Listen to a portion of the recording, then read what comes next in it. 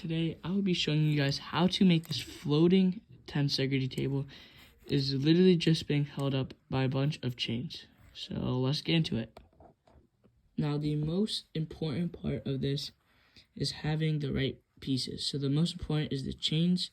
You want two longer ones that are the same length and two shorter ones that are the same length. You also need a plate. I custom made this 9x9 plate, but you could also use 8x8s or 10x10s.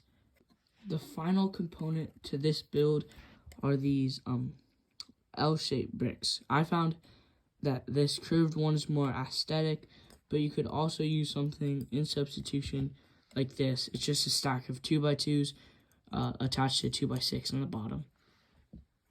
You are going to need two of the ones that go down, so they have the part on the bottom, and you're also going to need two of these ones that have the part on the top.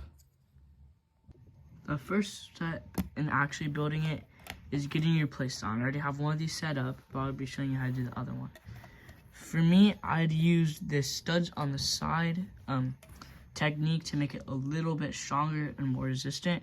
But you want to get your L piece, whatever it looks like, put it on one of the corners, and make sure that on the other side it is facing the opposite direction and it is in the opposite corner. So you want it exactly like this. But you could have them swapped, like an L facing there and an L facing there.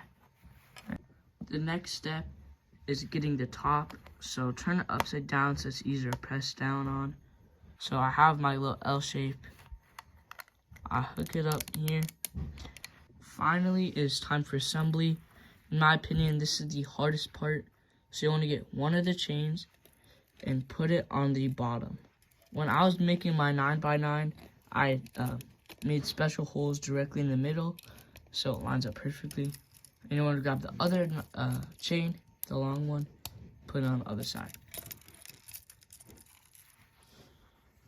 Then you want to grab this piece and first put it down like this, and then twist it so that it's perfectly lined up. Then grab the long part of the chain and line it up so it goes directly in the middle like here. Do the same thing on this side. Grab the long part of the chain and snap it into place. Now for the smaller chains, you're gonna hook one side on the top and stretch it below so it goes on the bottom right there. Just like that. Alright, then you have to turn it around,